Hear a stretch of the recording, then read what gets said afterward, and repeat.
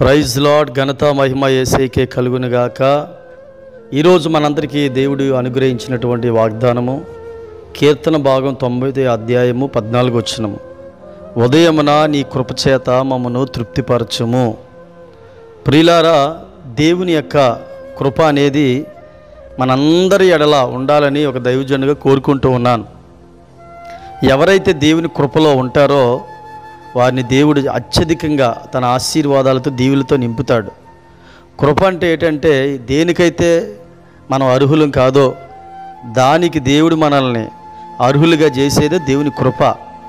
నిజంగా రక్షింపబడడానికి అర్హులం కాదు, కానీ దేవుడు తన కృపచేత మనల్ని రక్షించాడు.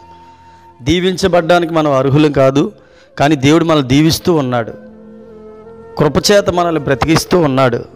అందుకని ఉదయకాలమున దేవుని కృప మనకి తృప్తిని కలుగు చేస్తుంది. ఒక వ్యక్తి ఎప్పుడైనా జీవితంలో తృప్తిగా ఉన్నాడంటే ఆ వ్యక్తి కేవలం దేవుని కృప వలన మాత్రమే తృప్తిగా ఉండగలడు. బైబిల్ గ్రంథంలో దావీదు చేస్తున్నటువంటి ప్రార్థనలో అంటాడు, ప్రభా, ఇంతగా నన్ను ఇచ్చించడానికి, ఇంతగా నీ కృప నా ఎడల చూపడం నేను ఎంతటి వాడును ఏపాటివాడు అంటాడు. దావీదు మీద ఉన్న కృప చాలా అధికమైనది. గొర్రెలు కాసుకున్న దావీదుని దేవుడు తీసుకొచ్చి రాజుగా చేశాడు. ఆ కృపచేత అతడు బ్రతుకు దినములని చాలా తృప్తిగా బ్రతికాడు, అనేకులను తృప్తిపరిచాడు.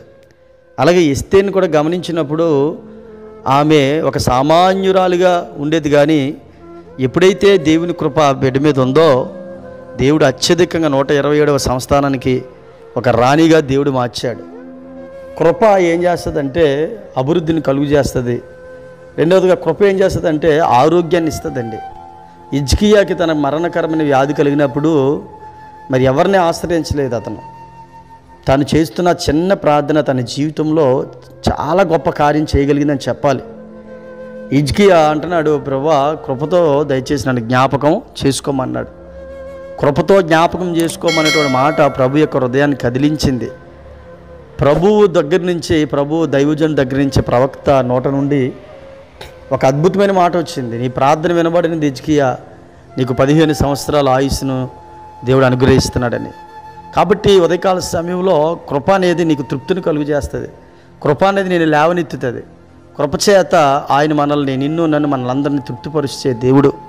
కాబట్టి కృప ఉన్నవాడు ఎప్పుడు కూడా తృప్తిగా ఉంటాడు, సంతృప్తిగా ఉంటాడు, సంతోషంగా ఉంటాడు, ధైర్యంగా బ్రతుకుతాడు. ప్రభు ఉన్నాడు, నాకు అతని కృప ఉంది, అతని కృప ద్వారా ఆయన రక్షిస్తాడు, కాపాడుతాడు, దీవిస్తాడు, నన్ను స్వస్థపరుస్తాడు, బాగు చేస్తాడు అన్న ధైర్యము ఒక వ్యక్తికి కలుగుతుంది.